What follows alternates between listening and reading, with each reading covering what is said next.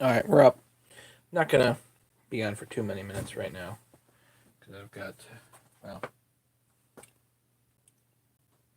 I'm laid off for a couple of weeks here, at least. So, might as well work on a couple of saws, you know. But we got the kids and whatnot, so I'm only doing a little bit right now. And I apologize for the last video because I didn't actually get to port work because I measured wrong. But that's okay. I've worked on this and hopefully this will be a little better. Let's see. Running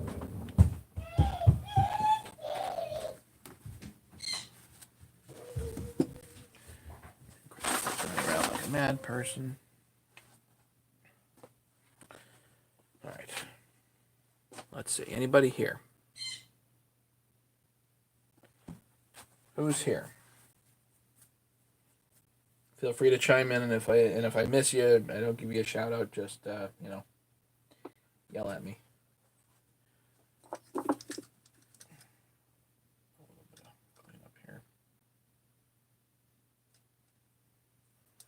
So I spent, as an update, I had a bit of a head slapper here. So some measurement went wrong somewhere. I don't know exactly where.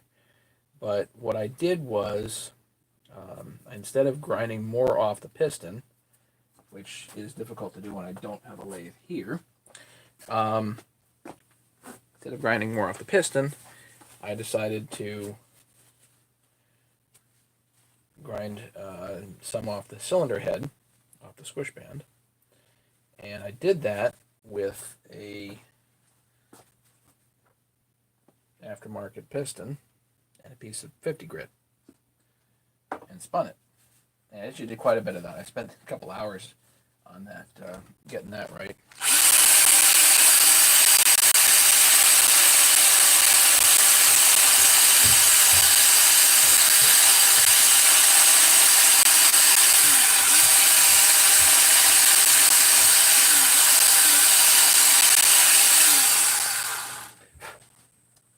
I see 3 people. Who's here? Please let me know if I don't give you a shout out. Just yell at me. That's fine.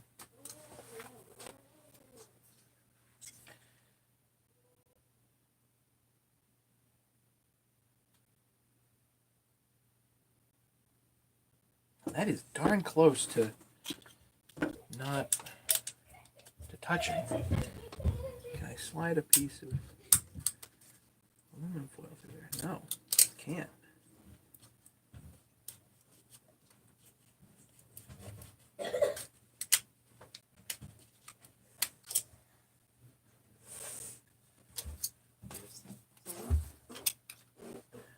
Oh, here comes Chris.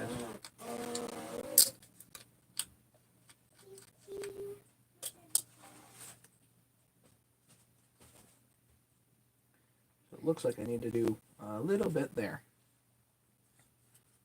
Leah's here, good, and Ken's here, great.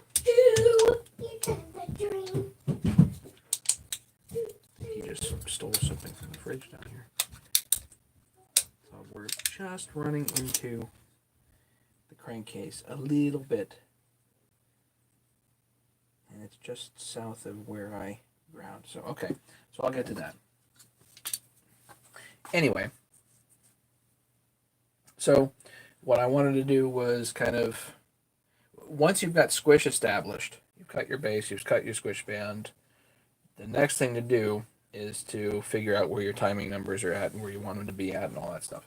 So we set up the degree wheel, and what I like to do is I like to visually get the piston to top dead center, and then I just do basically some arbitrary marks on the head here that I visually line up.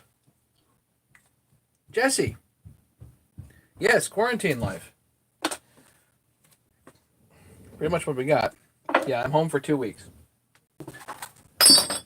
So the videos will continue as long as parts hold out. You know? Good morning, Keith. I want everybody to stay safe. and healthy. So the more you watch me, the more healthy and safe you stay, because you're probably not out running around, right? So special thanks to Leah to get this all set up for James. I know he's kind of in a rough way right now, so appreciate you doing that. Okay, so I visually get the piston to top dead center. I've got my marks. You could also take a coat hanger. There's a lot of guys that do this with a coat hanger. Clamp a coat hanger somewhere and just put it in some arbitrary spot. And then what you do is you move your wheel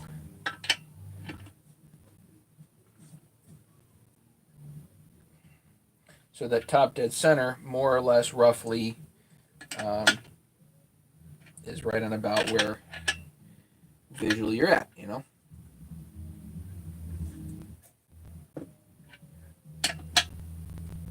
Tighten it down.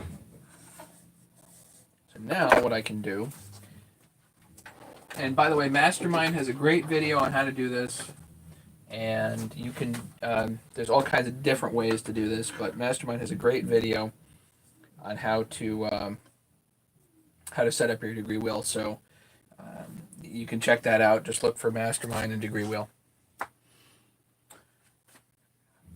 So what I then do is I put in an arbitrary stop. This just happens to be a piece of aluminum. This is actually a die holder, but whatever. Just an arbitrary stop, something that's consistent. And what you're going to do is you're going to balance it both sides. So right now, roughly 40 degrees before top dead center, you bring it all the way over. And that's like 42. Wow, that's like right on. I'm going to move that just a shade.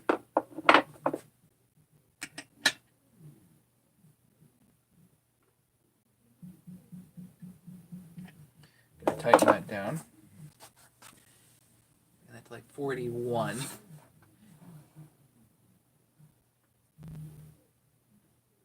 No way I got quite that lucky. So that's 37.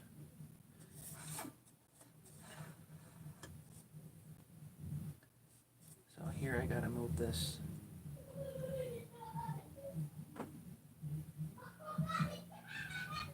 To like 39. Go back.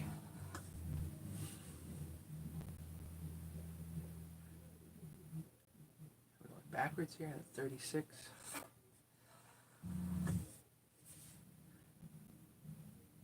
39, gotta keep going just a hair more.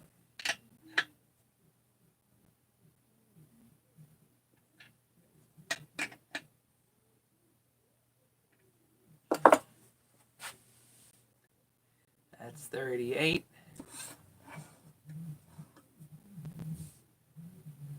And that's 37, so that's good enough. Plus or minus half a degree. I'm not going to worry about getting it better than that.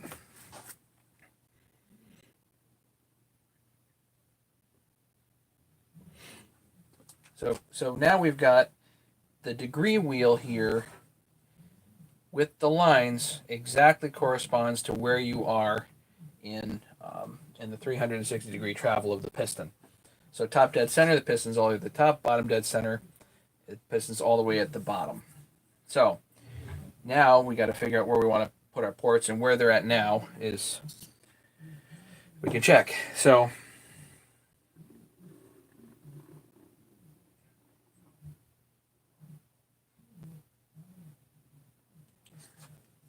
approximately opening on the exhaust right now before top dead center puts us at 90-100 and 90-100, almost 110. So that's like 108. So I got a bit to grind on there. Intake.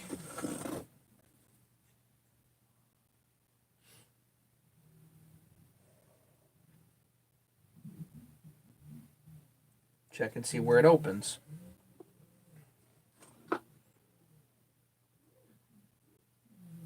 And that's like 81, 82. So I do not want to increase that anymore.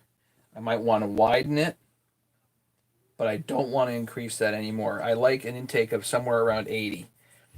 If it was 85, I might want to actually fill it in a bit with some JB Weld. At 82, I don't think I'm going to fill it in.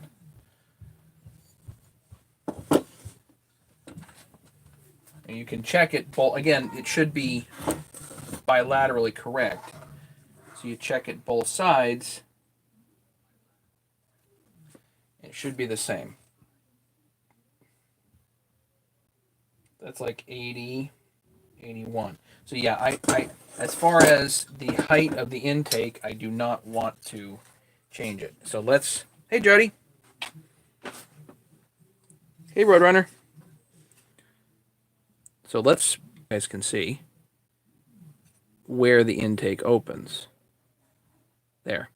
So it's open, it's open, it's open, and right there it closes. So right there essentially is your mark, and all you have to do then is see on your degree wheel visually what lines up. So right there you guys can see basically it's lining up right with 80. So on this intake, 81-ish, 82, I'm not going to want to mess with it. I'll leave it right there. The exhaust, I do need to grind on a bit. Now, visually, you can look and say, okay, how much do I really need to grind on the exhaust? There's a few ways to do it. You can do the by guess and by golly, or you can actually do an actual measure with a ring, which is how I like to do it. But if I wanted to go up to, let's say, here, that's like 100. I want to go to like 102.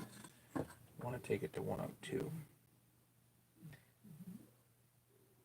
It really isn't that far. Maybe a 1/16 of an inch. It's not that much grinding to take the exhaust to where it needs to be. This is a 372.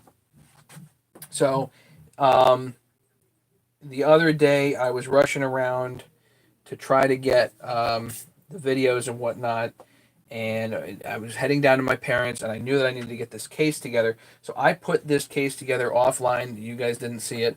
Apologize for that. I just needed to bang it together quick. So I did that and got it down to the folks, and then I was able to upload the video of actually machining this. What didn't get uploaded was the video of the head effectively getting machined, but somehow that video got lost. So, well there. But it seems, so then, was it 2 nights ago? It wasn't last night. 2 nights ago, I went to port this. I was going to do all this stuff, but I had a head slapper. So I spent a couple of hours offline here actually sanding the squish band, and I'll show you guys that in a minute. So, next thing is the transfers. So what we can do is bring this to bottom dead center and pull off the head.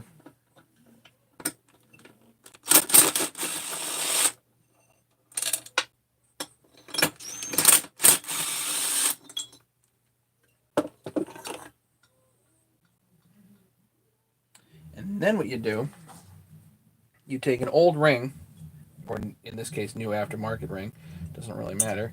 You put it in your head. Put this back down. With your gasket. So this is at bottom dead center, very important.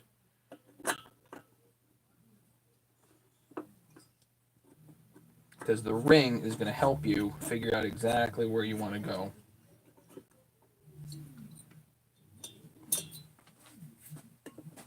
It's really like the most accurate way to get your height measurement, essentially.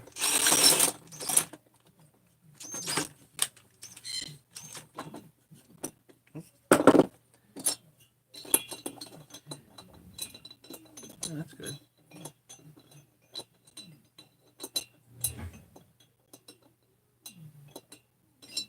That landed upside down.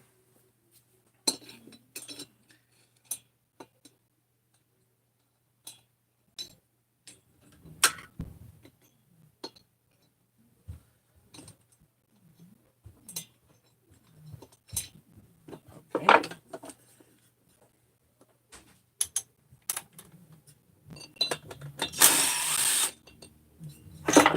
Stupid bolt. There you go. So I just used 2 short Allens just to temporarily get this down and in place. And you don't want tilting or anything like that because that messes up your measurement.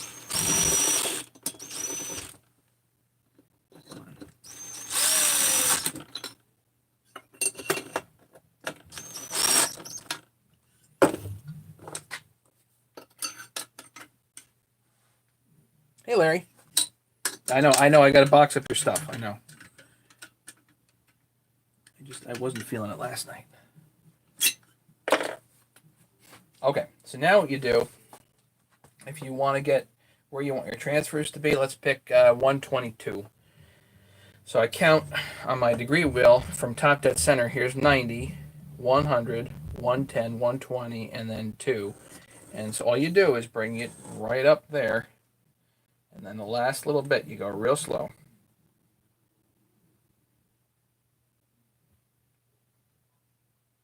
Back this off back to bottom dead center.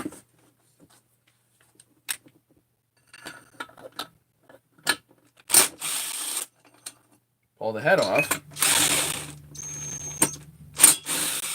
Obviously, this you can do this with the exhaust too. Helps a lot. Exhaust or upper transfers. But now we've got the ring in here. And that shows me exactly where I want to grind to get to 122 for the transfers. How's that for easy?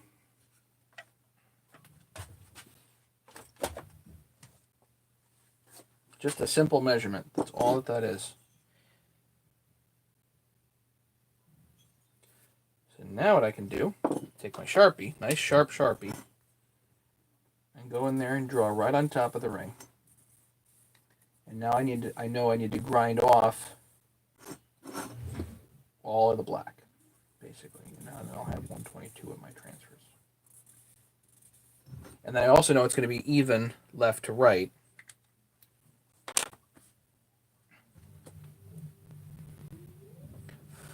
And we let that dry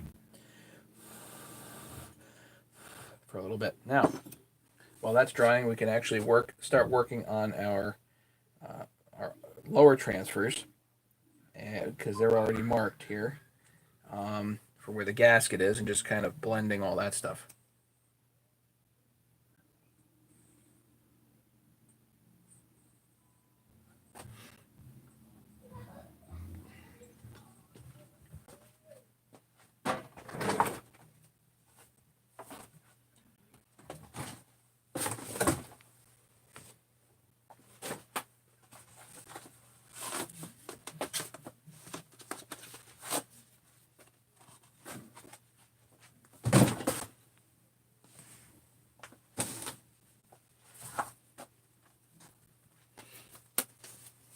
So just as an update, I am officially off for 2 weeks.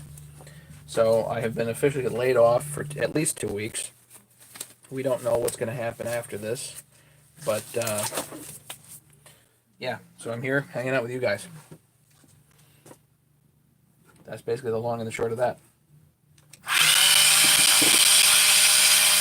Start grinding, start blending. Okay, so how I like to do things is not how everybody likes to do these. Now, the gloves, yeah, maybe. So, how I like to do the transfers is not necessarily how everybody else does it. This is a Chinese head, so aftermarket head. The OEM heads aren't so open down here. The OEM 51.4 heads, because they were intended for cutoff saws, there's a chunk of aluminum in there. It takes a long time to grind them. This is already pretty hogged out, which is nice. But what I also did was I cut the skirts off here. So now I have to blend it that way and that way. And again, I made my little black marks here where the gasket was. So I'm going to work on blending it that way and that way. That's all you do, you know. Just start working on it.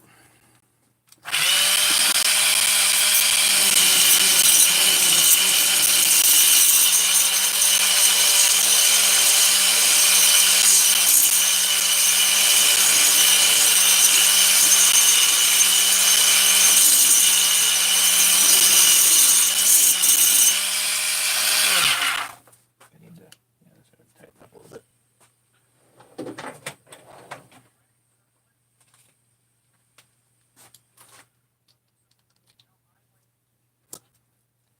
So some people grind the heck out of 372s. Some people don't grind down the skirts. All kinds of different techniques. I'm trying to replicate the other one that I did because that one runs really good.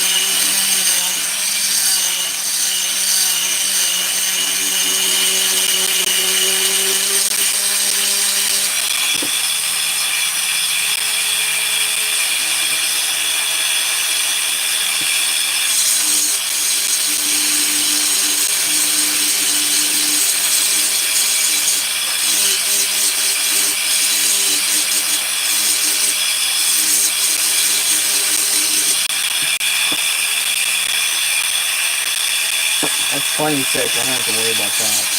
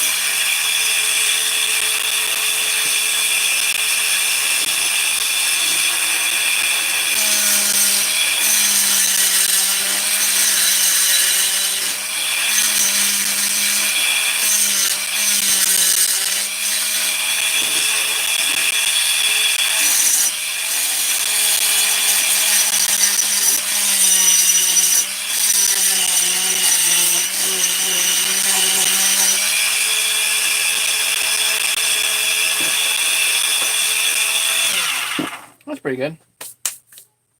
Lunch break is over. Take care.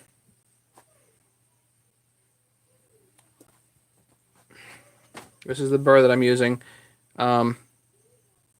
Egg shape would be kind of similar. This one's not quite egg shape. Almost a pear. Be like an inverted pear. There's all kinds of different burrs you can use, but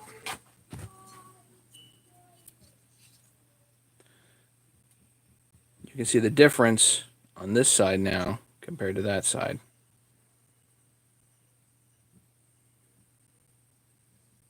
And all I did was this section. Now I got to do this section. But what I like to do, again, this is just me. There's a divider here, and the divider's kind of thick. So I like to knife edge that so that the air has a nice choice. So, it either goes that way or that way.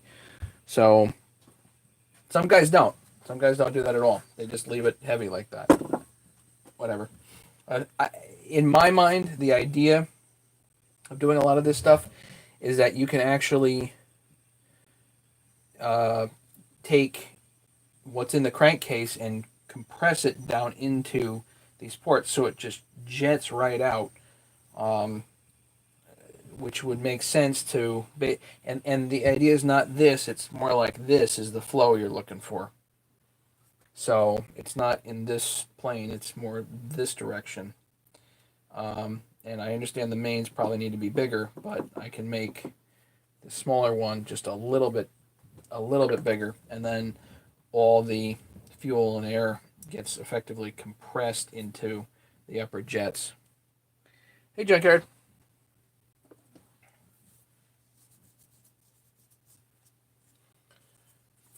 Working on a 372.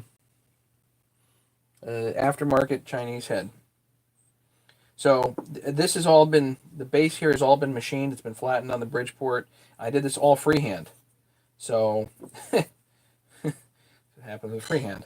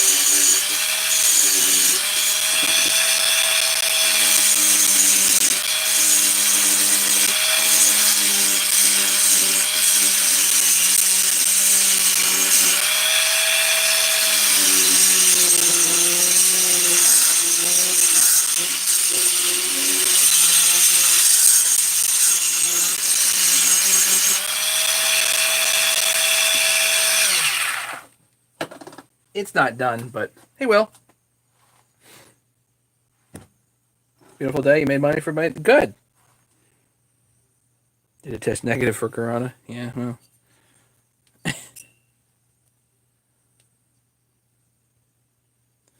So I like to knife edge this as opposed to leave it chunky.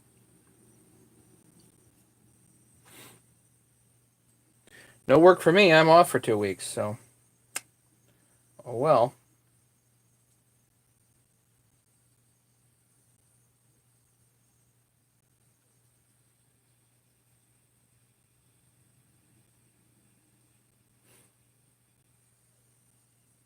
Wanna. This inside corner here, right here, I want to work on a little bit. It doesn't look quite right to me. Nothing exciting here today, guys. Just kind of grinding on ahead. Want to make it look as right as possible, you know.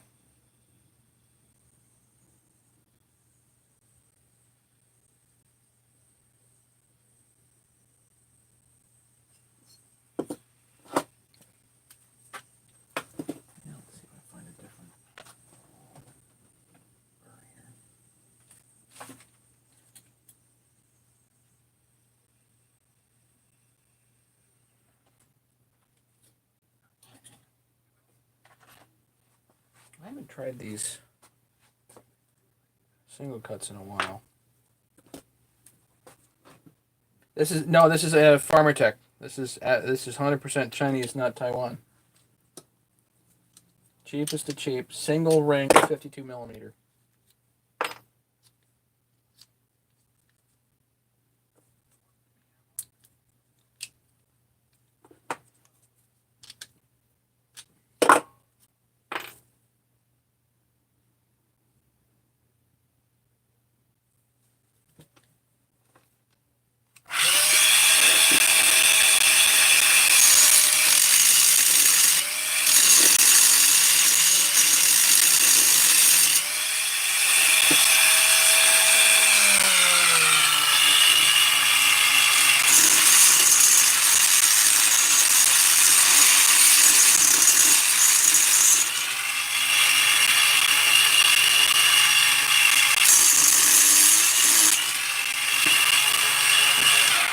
Single cut, round burr, too chattery.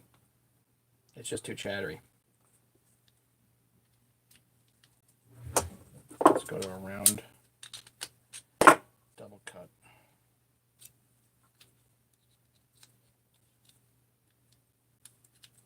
Some guys love the single cut burrs.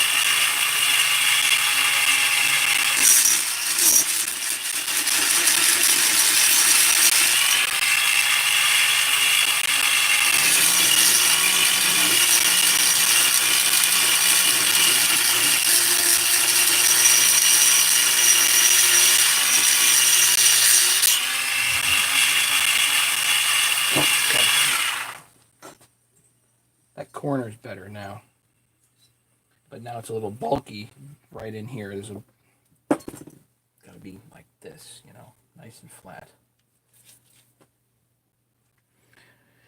Tonight I'm finishing up the 61 dual port muffler went on last night. Nice. Yeah, those OEM clutch covers are not cheap, huh?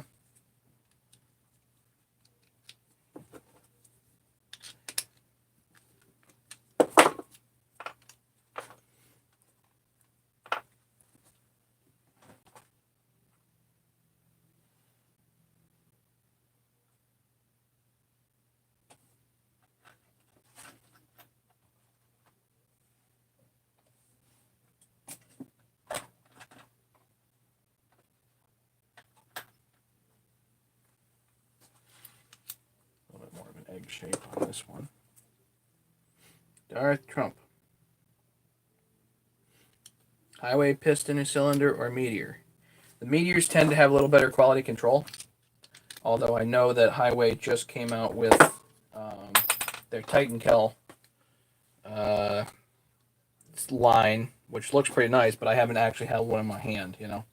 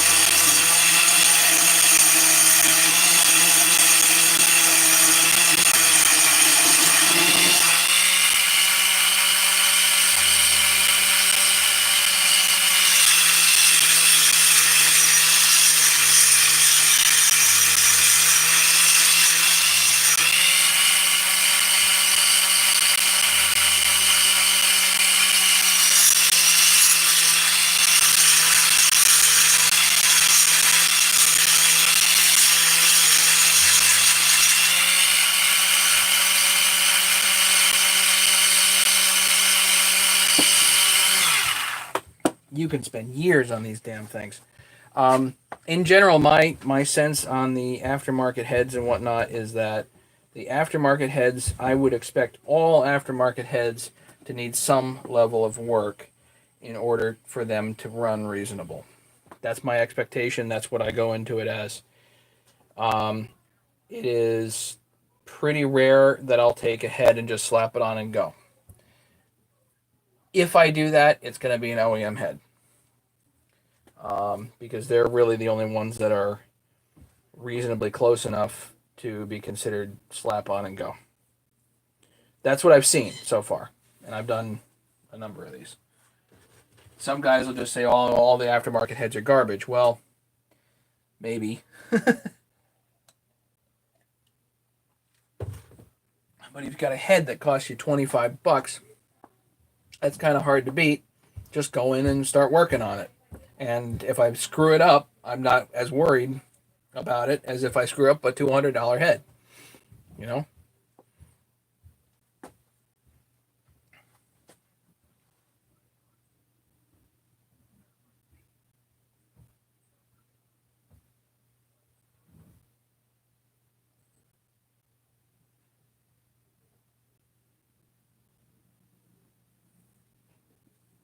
Sorry, I just had to. So that's kind of my sense on these darn things.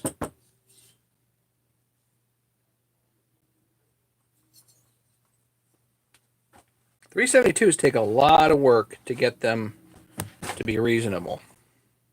Even if you're doing an OEM head. If you're doing port work on a 372, expect to be grinding for a while.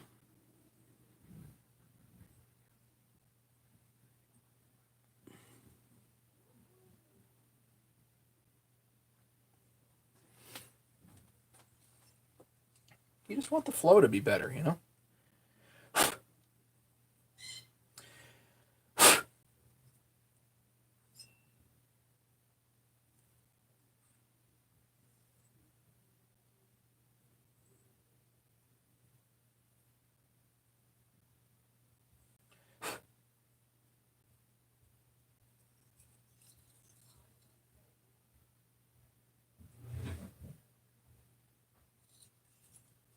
Now I can pull the ring out because the Sharpie has dried.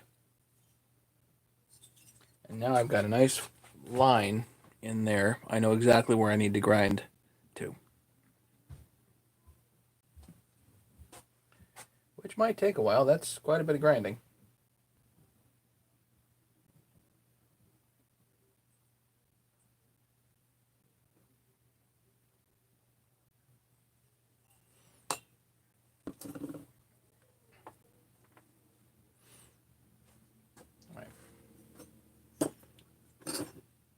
Rebuilding older model 272 aftermarket produces they were.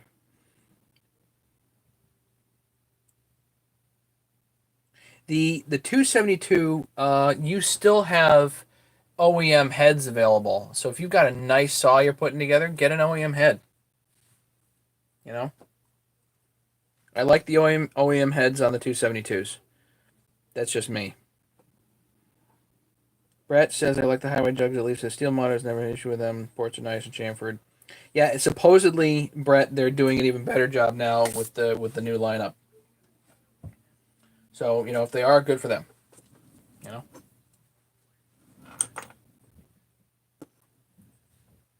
So now I'm gonna work on this other side.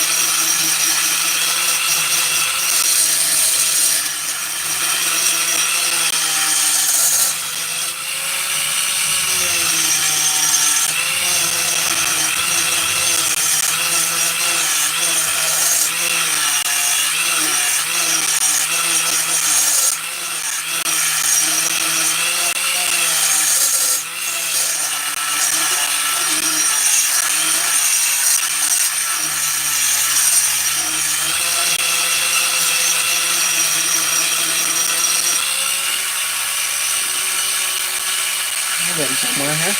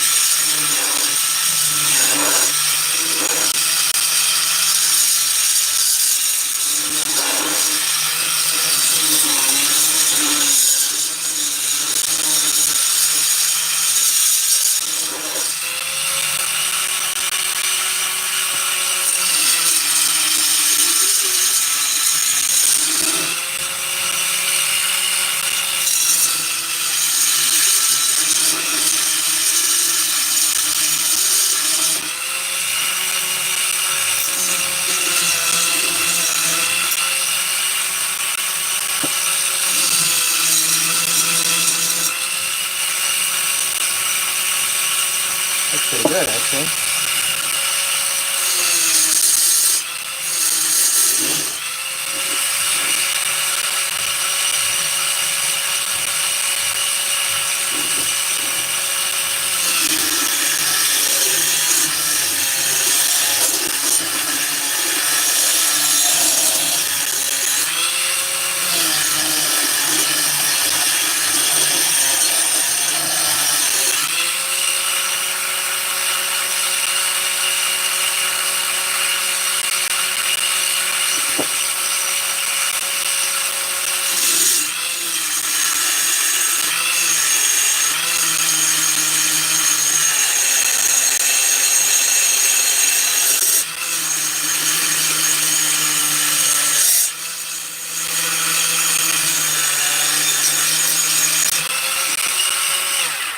So more important than absolute grinding is getting it even left to right.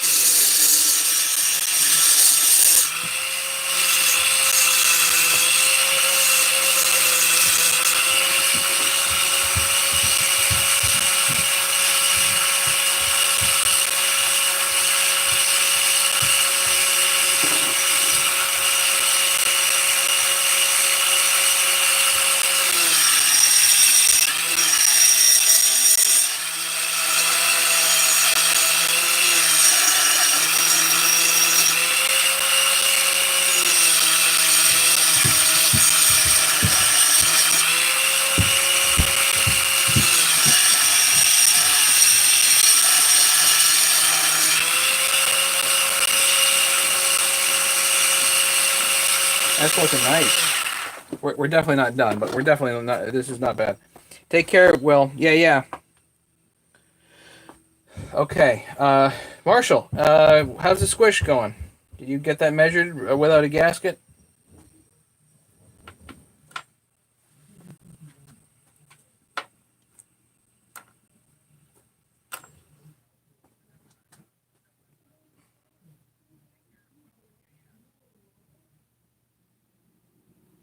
Without a gasket, it's 50.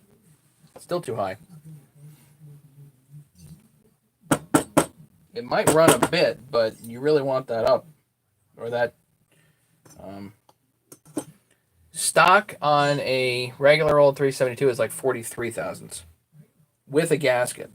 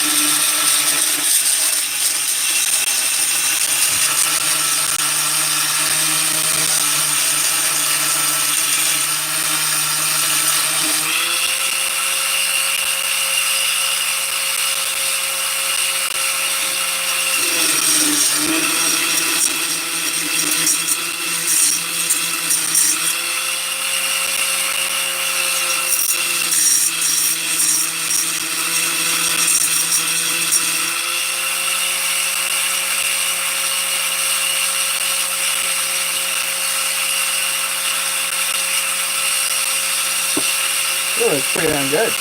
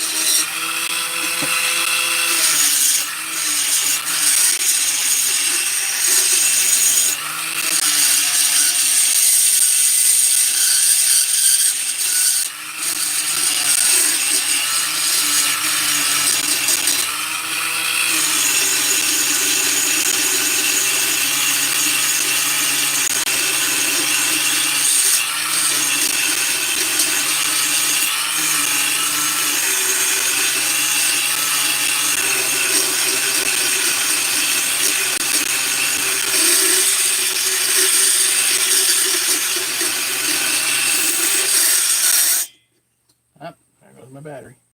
So you gotta get more. Don't know what to do now. Okay, well, you got a couple of options. One is get a different head. Two, have it machined.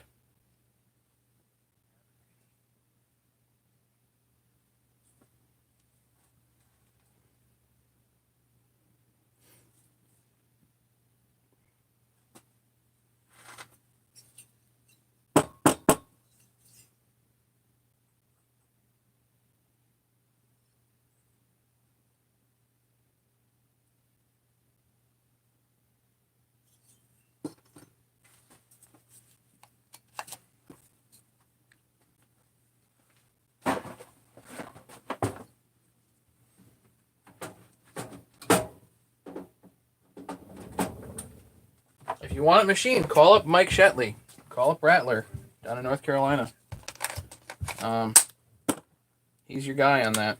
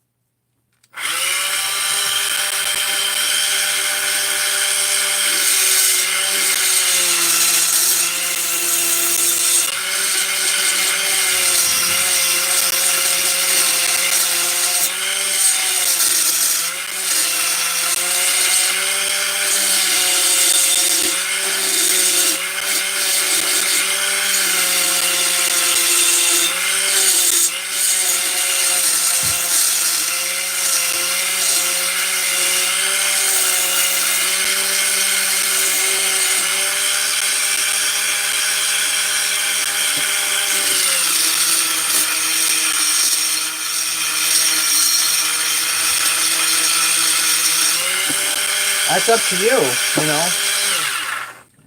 That's the thing is with the aftermarket jugs. It might work for you. It might not. And people expect these things to be perfection. I don't. Um, you know, it, like I said before, I fully expect to be doing a significant amount of machine work to aftermarket jugs. In general, the only thing that I actually expect to run and have premium qualities to is an OEM jug. Yeah. So I mean, I've got an aftermarket head that I sent to Rattler and had him work on. So that's a gamble there too. Or do you want to just slap on a new cylinder and go? That's up to you.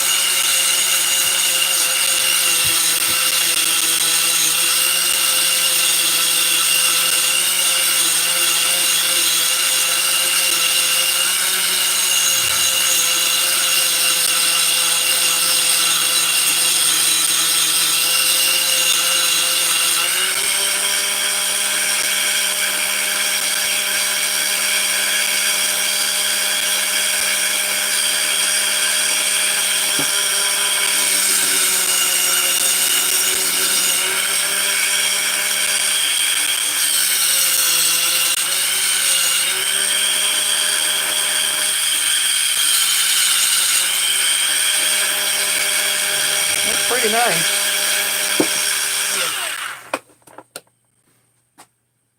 Yeah, Marshall, it depends. Do you want to just cut wood? If you just need to go cut wood, get an OEM head. Stop screwing around.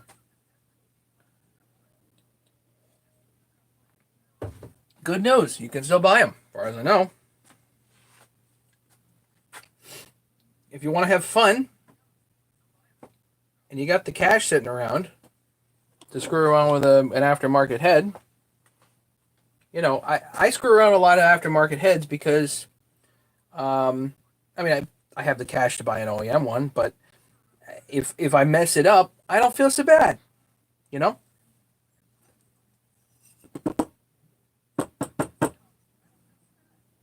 If you just want to go cut wood, get an OEM head. If you want to screw around with it, have fun. You better be having fun. You know what I mean?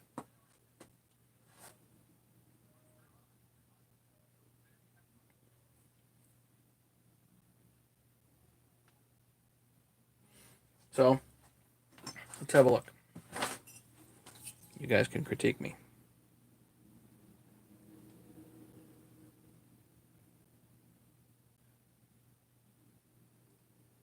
Looks pretty even left to right to me. What differences between Star and Meteor Highway before porting? Yeah, the OEM jugs just have better quality control. Most of the time. Most of the time, not absolute, but the OEM jugs just have better quality control. The and you're more likely to get something that's consistent year over year over year. The aftermarket jugs are all over the place. You might get a batch that's amazing, and you might get a batch that's terrible. You know, 6 months away from one another.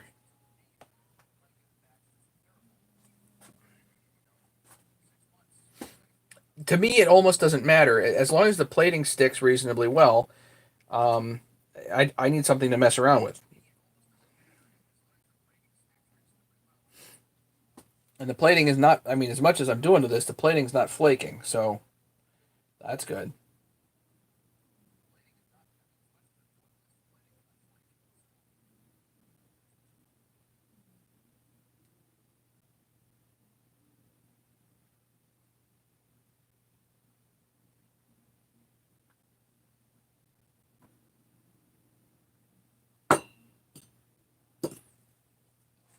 Yeah, there's no complaint from me if you do OEM.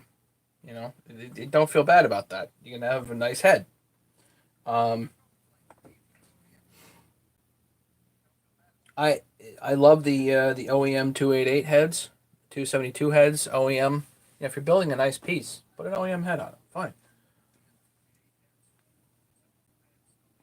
no problem, Marshall. I try to take a real practical look at this stuff. For me, what I do is just it's different from what everybody else does. I put saws together from not just a box of parts, but maybe 15 different boxes of parts. You know, it's whatever's sitting around goes together. So and I don't need saws. I don't. I don't even really need to sell them most of the time. Sometimes I do want to get my money out of it, but I do this right now to hang out with you guys. You know, so hopefully we can learn something together.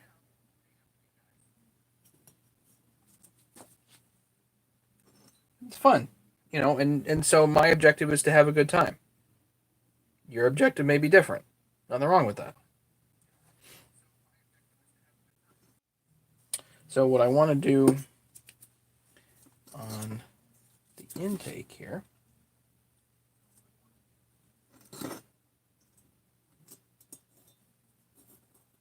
let's put the ring in.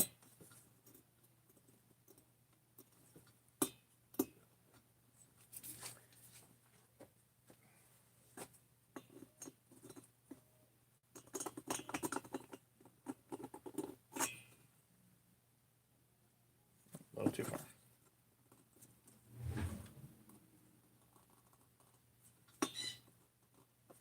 Put the ring in, and all I need is a flat line on the intake. I just want a flat line to give me a frame of reference.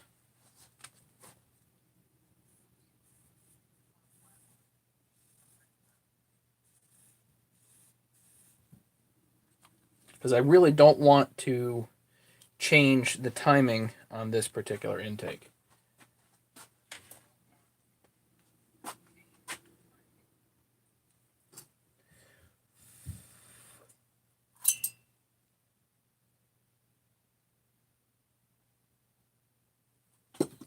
That most definitely does not look right.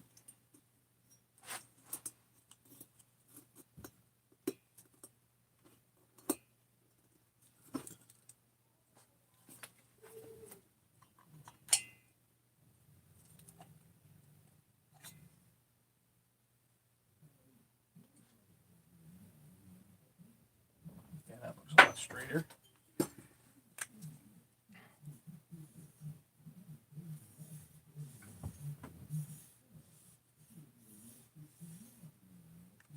Essentially, I want a line that I want to avoid cutting into.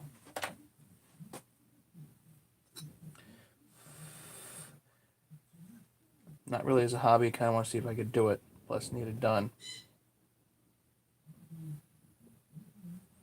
Okay, so Marshall, think of it another way. You are working on, if it's a 372, you are working on a professional grade chainsaw. Everybody in the world wants something for nothing. You know, that's just what we want as people. Want something for nothing. But if you're working on a $800 chainsaw, don't expect to fix it, for $100. I think that's unreasonable. Some guys get lucky like that, especially the guys that know what they're doing. But if you don't know what you're doing, expect to spend more money, more time, and more aggravation. Because that's just the way inexperience goes. And I'm here to help, no question about it. I'll do what I can. But there's a price for inexperience. And the other thing is that you're not trying to build a $150 chainsaw. You're trying to build a professional grade chainsaw.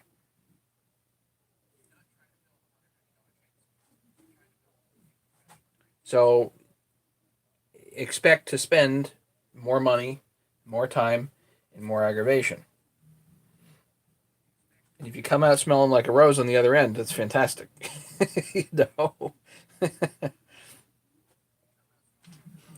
A lot of it is really about expectations. What do you really expect to do? And if it's just to go out and cut wood, then there are some people that it's not worth their time to fix a pull cord on a chainsaw. They show up at the dealership, plunk, give me a new one. It's just not worth the time, not worth the aggravation. I don't want to deal. Me and cars is kind of the same way. If I'm late to work once for having in my car, because of my car, I might as well have had a brand new one with a payment. That's the way my life goes. That's not the way everybody's life goes.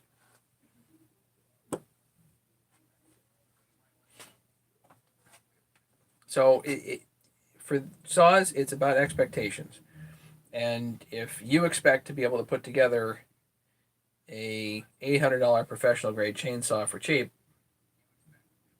I think that the expectation there needs to be altered a bit. You know what I mean?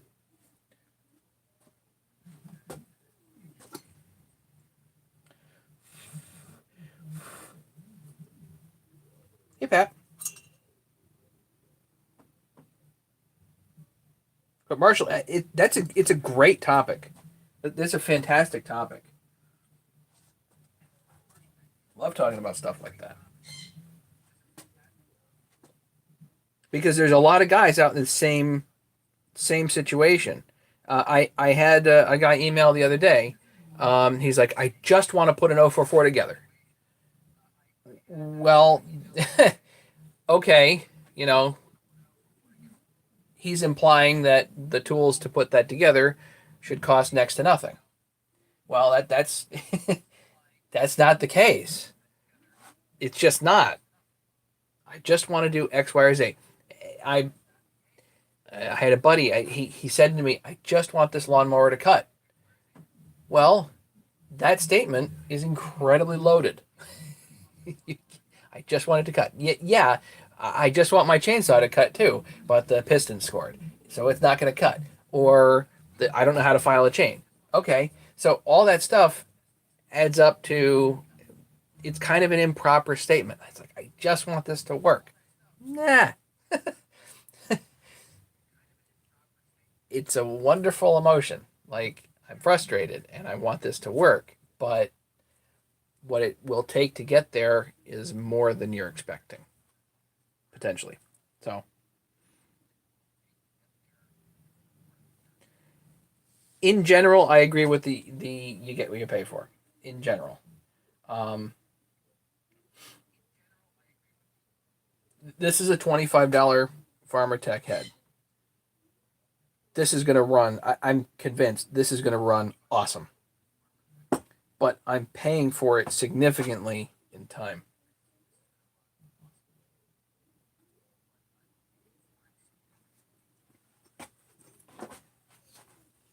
Okay, so there's the black line. I do not want to cut into, because I'm going to grind here. I'm going to grind the corners up so that the corners are square. I don't want to grind into it because I don't want to alter the intake timing more. If I do, then it's going to be too much time, too much duration essentially on the intake. You got the 455 running? Yeah, those carburetors are notorious for needing new. I've pretty rare that I get a 455 running without throwing an $80 carburetor at it.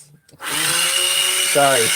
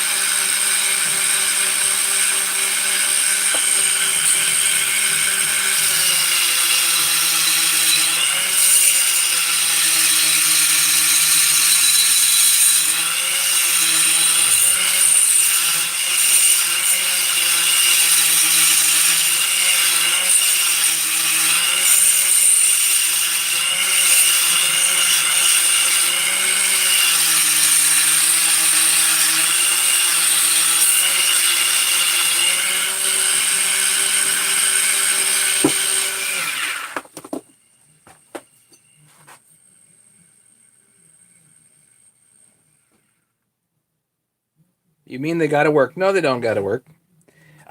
Sometimes the aftermarket carburetors work really, really well. Sometimes they don't work hardly at all. Um, in general, I'm not using aftermarket carburetors these days. But for $13 for a carburetor, it's kind of hard to not gamble on that, as opposed to spending $80. A 200T, you have to get the stupid OEM carburetors. I think the aftermarket carburetors don't run good. And those things eat carburetors. And the tractor man, yes, there's a special driver for that, but what you got to do is, if you look at the two holes in the carburetor, there's an outer ring that you can press in with a screwdriver, and then unscrew the needle completely, and then that ring comes out, and they put the needle back in, and then you can adjust it as much as you want. I didn't tell you how to do that, though.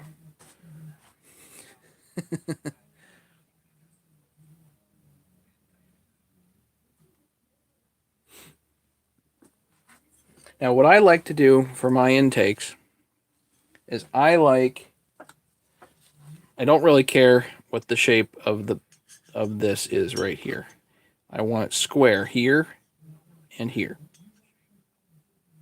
That way, when it opens, and you can make it as wide as you want, but when it opens, it all opens all at the same time. So as the skirt opens up, it opens up all at the same time.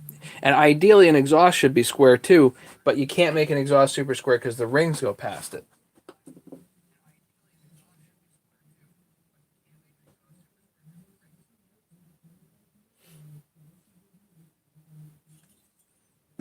I might actually use my right angle for this.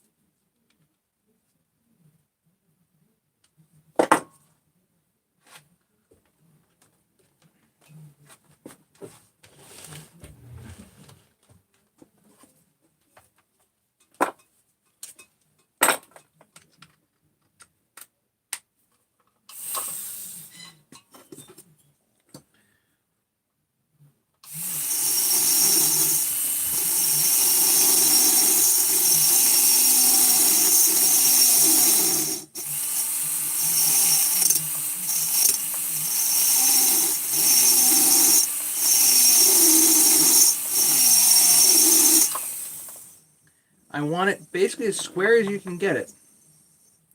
So it all opens, all the entire diameter here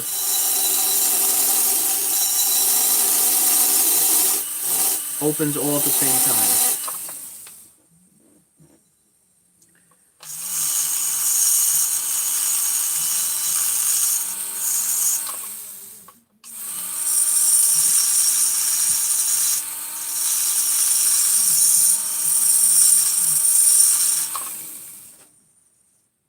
That way you have nice, crisp opening. All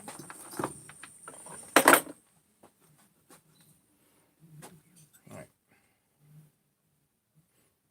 Now we finally get to the uppers. All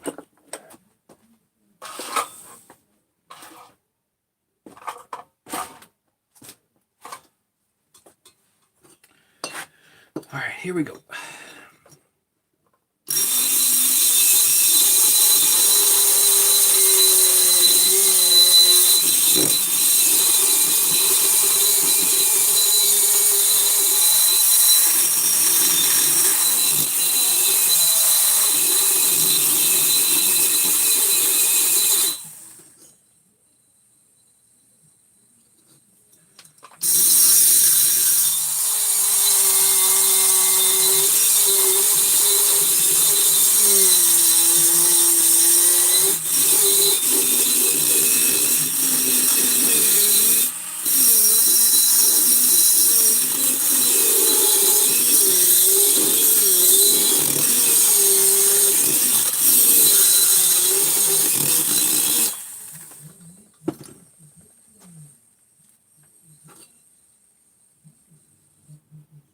I have to. This is gonna be a long grinding session. I need a different. I gotta grind this a ways down. I wonder if I had another.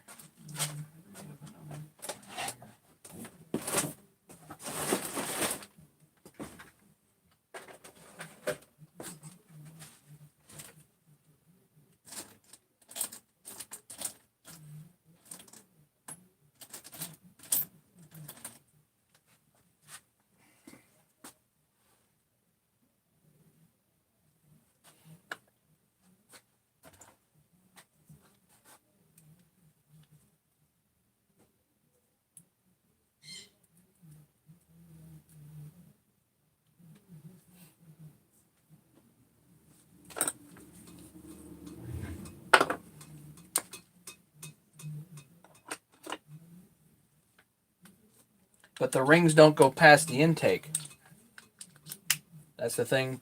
You want, ideally, my opinions, at least in my own mind, it makes most sense to have an intake and exhaust square as wide as you can get it, because that way you have a very crisp and efficient opening.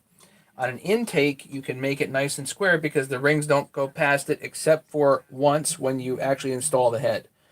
So the rings are not going past the intake most of the time, unless there's you've ported it in a funny way that you can get a ring end hooked. But on this single ring, the end of the ring is in the dead center and it will never go past the intake, so you don't have to worry about it. Again, unless you grind this way down, then and you get into all kinds of other issues. But eventually you can free port that direction, or you can free port to the side. So you don't want to. You want to widen it as much as you can, basically the width of the skirt, or slightly narrower, and as square as possible on the intake. On the exhaust, square and flat is most efficient and most powerful, but you're going to hook a ring. So you're right. You want to have a much more rounded and gradual port on the exhaust. And how rounded and how gradual, still a mystery to me.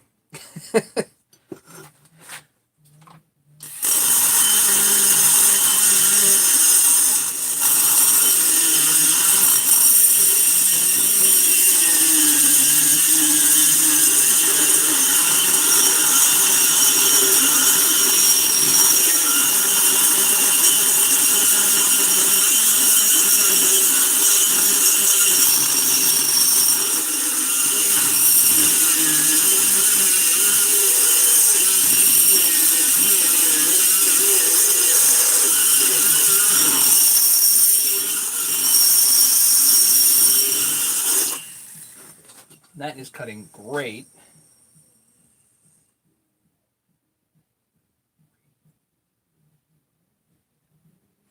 Yeah, no problem. A lot of people get real confused on all that stuff, and it's easy to get confused. You don't want to do that. Real easy to get confused. At least, certain things happen in my own mind, and certain things happen, in books. And unfortunately, I have not gotten to read the porting theory books.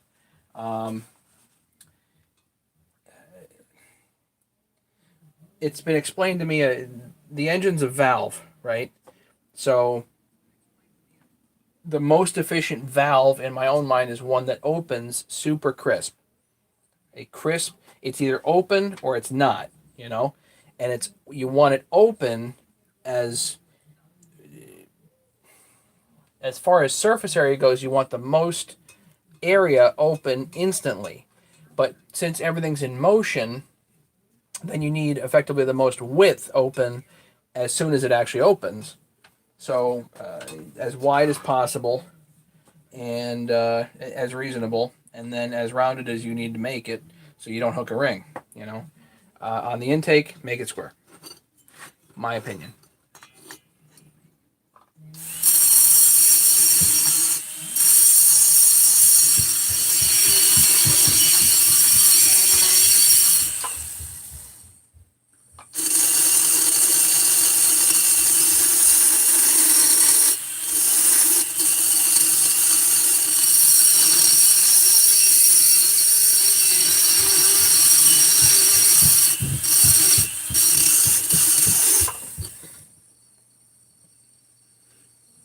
Wow, that's pretty much there already.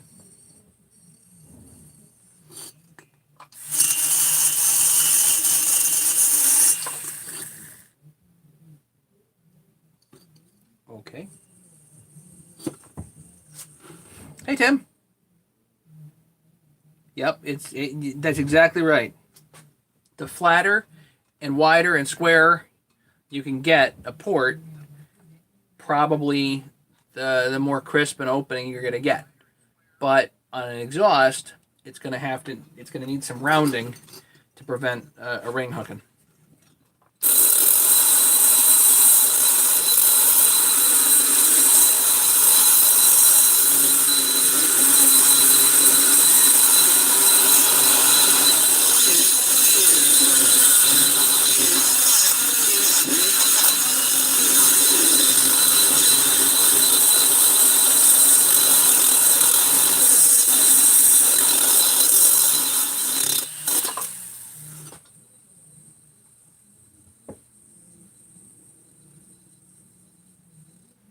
Get nearly there.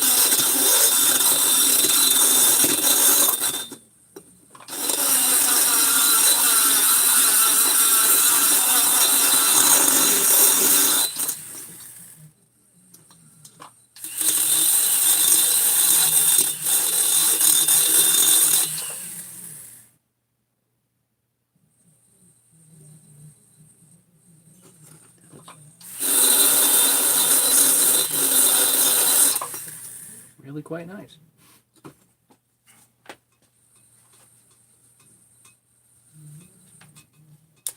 A little one for some detail work. So these are, for people that don't know, this is a Marathon 3 Dental Lab handpiece setup. And these are very inexpensive Chinese-made right angles, and it takes a latch type burr. But they don't make latch type carbides in the diameters that you actually need. So you have to buy carbides with a 2.35 millimeter shank, and then you actually have to grind on the shank to get it so it adapts to the latch setup. So that's how you get poor man's porting, essentially.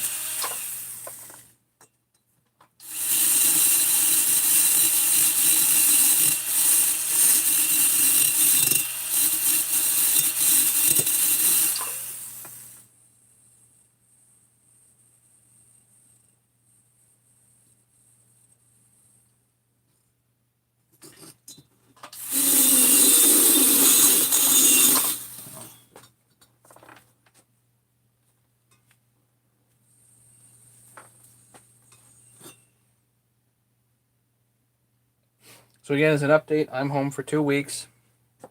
I've officially been laid off. So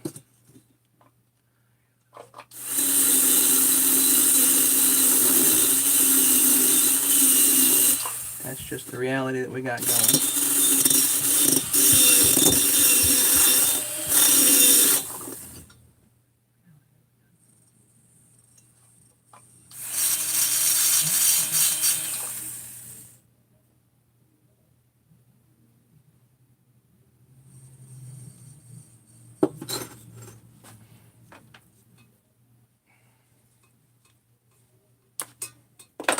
Usually on these heads, there's a dent shine.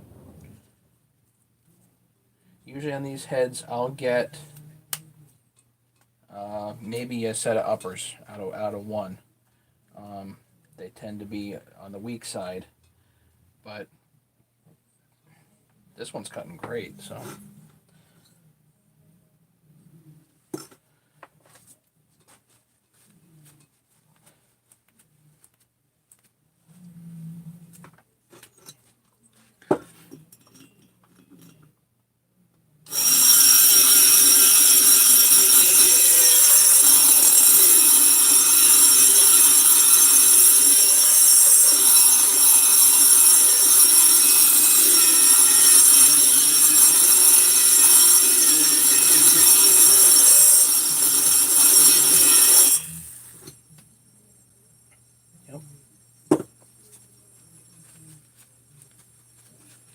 So again, I have to make these latch burrs, or at least have to grind on the ends of them in order to get them.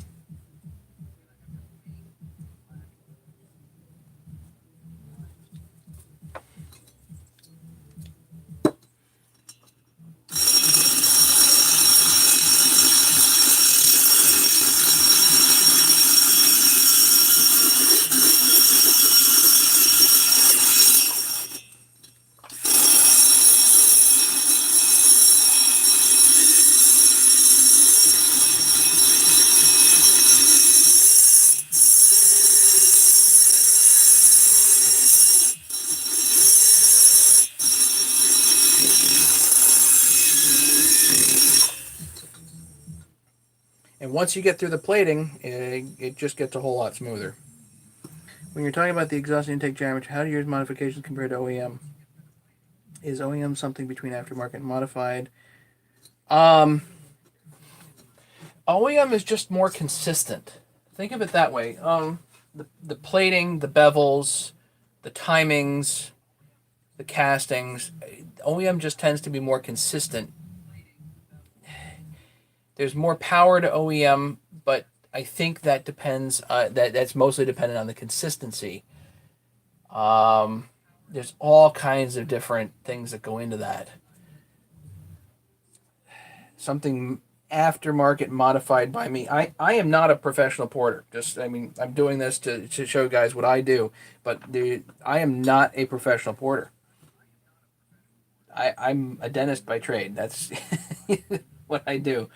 And I'm privy to a few things that I've learned online over the years. I read, on the online forums nearly every day, almost every hour of every day. I'm on there all the time, reading and learning, and so the channel here is kind of a conglomeration of that, if you will. So what I do here is not necessarily a how-to; it's how I do it. Just keep that in mind.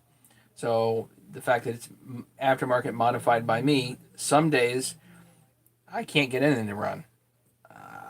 I modified a head on one of these. I could not get it to cut a 2-inch twig. It was awful.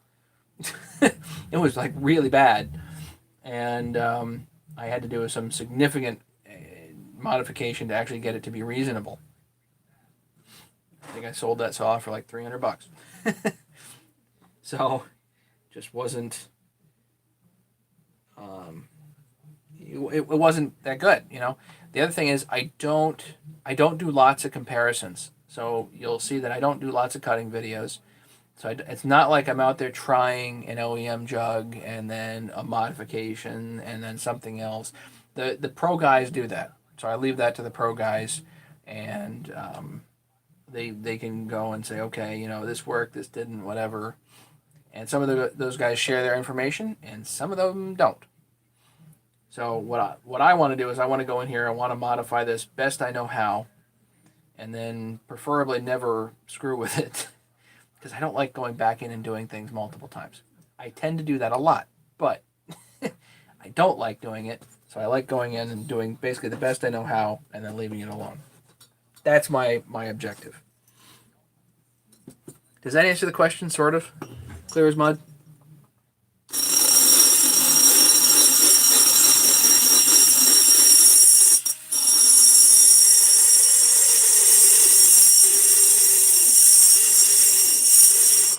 I do not like running OEM non-ported saws.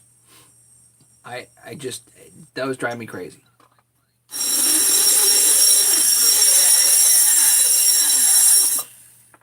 Once you run a saw that's properly ported by a pro,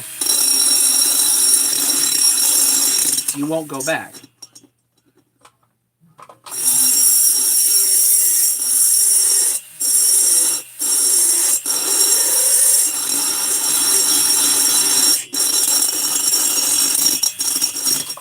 Partially because once you run a properly ported saw, you're just like, oh, this is how it should have been from the factory.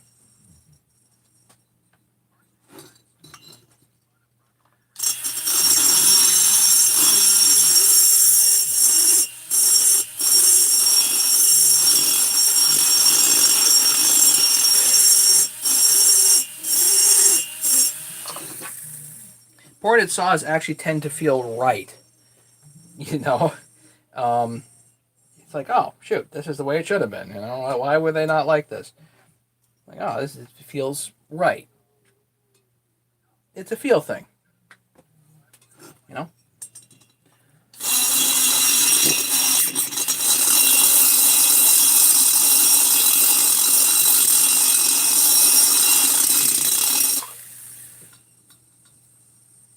Make sure all this is tight.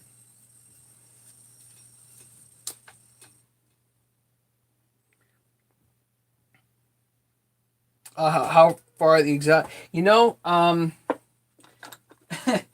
have some highway jugs that I've got that are ground completely opposite. The exhaust is ground square, and the intake is like circular. Like, what the heck?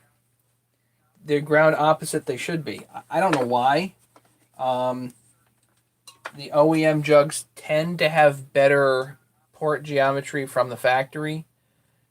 You know, nicer bevels, more consistent plating, that type of thing.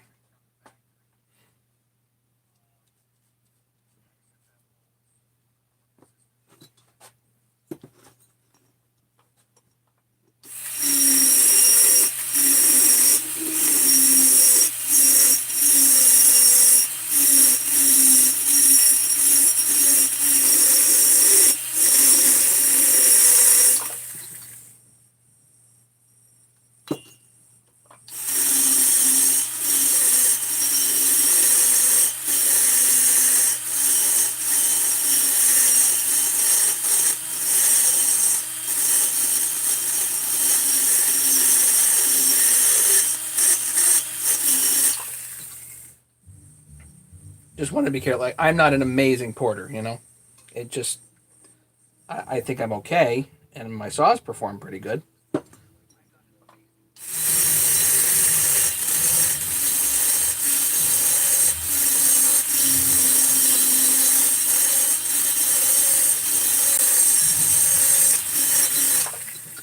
you want to go see some nifty diffy stuff, all you got to go do is look at there's a ported cylinder artwork thread on OPE forum under chainsaws, and look for the ported cylinder artwork thread.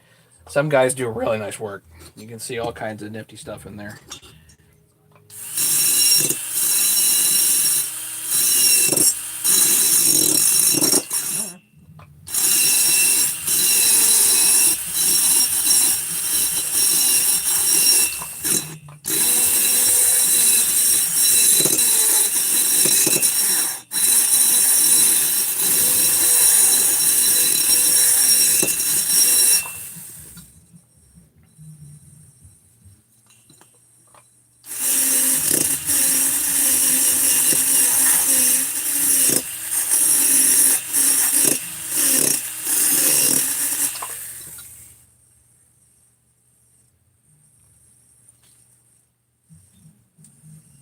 Still needs a bit more.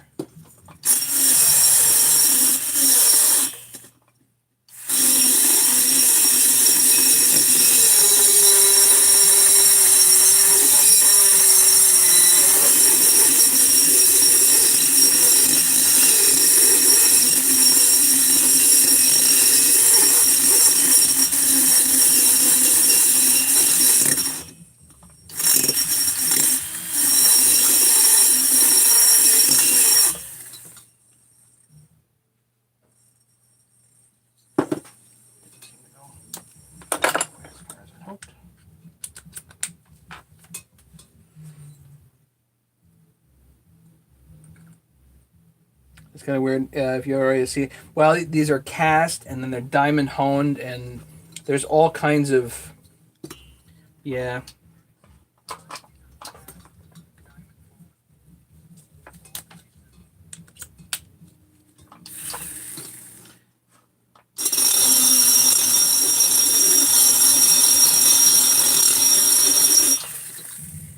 Quality control and reproducibility are certainly interesting issues to talk about with cylinder heads, yeah.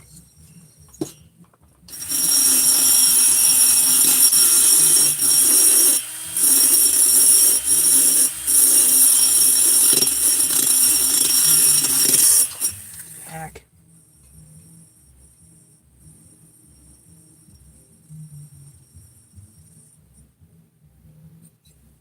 Go easy.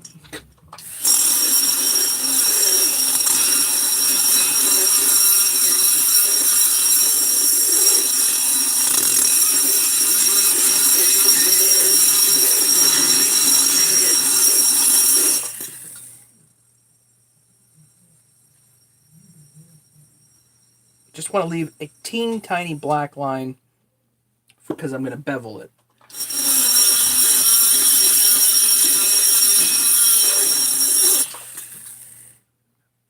Yeah. That's good. One more to do here.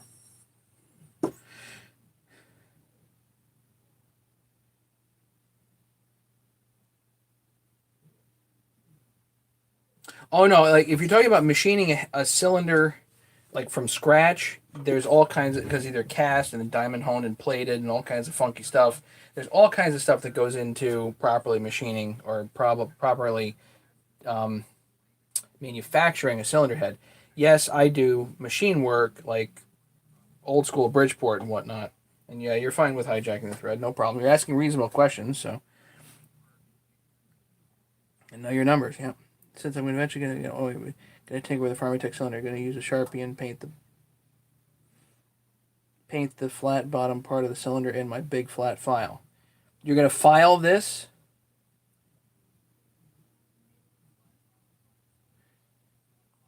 If you get it off kilter by 10 thousandths, you're gonna wreck your bottom end. Just saying.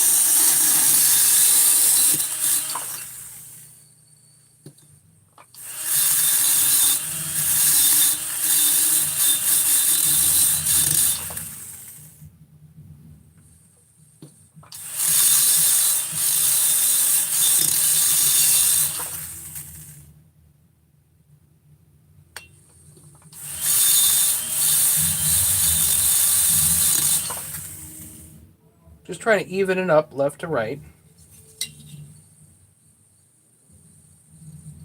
Then we'll put a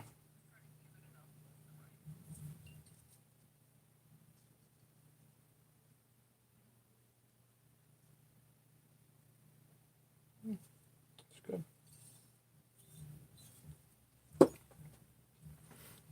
Take care, Marshall. All right, so let's show you what I did.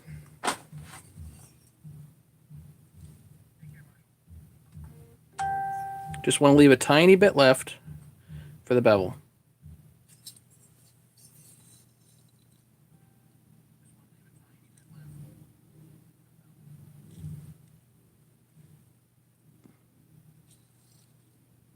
Haven't even done the exhaust yet. Time to take a break, though. So, let's take a break. Go do what you're doing. Stay healthy. I need a break anyway. Stay healthy, people. All that fun stuff. We will talk soon. We'll hang out soon. I got 2 weeks off. So obviously we're going to get this thing built, right? Right. Good. Okay. We will chat with you guys later. Enjoy your day. Be safe. Be healthy. All that fun stuff.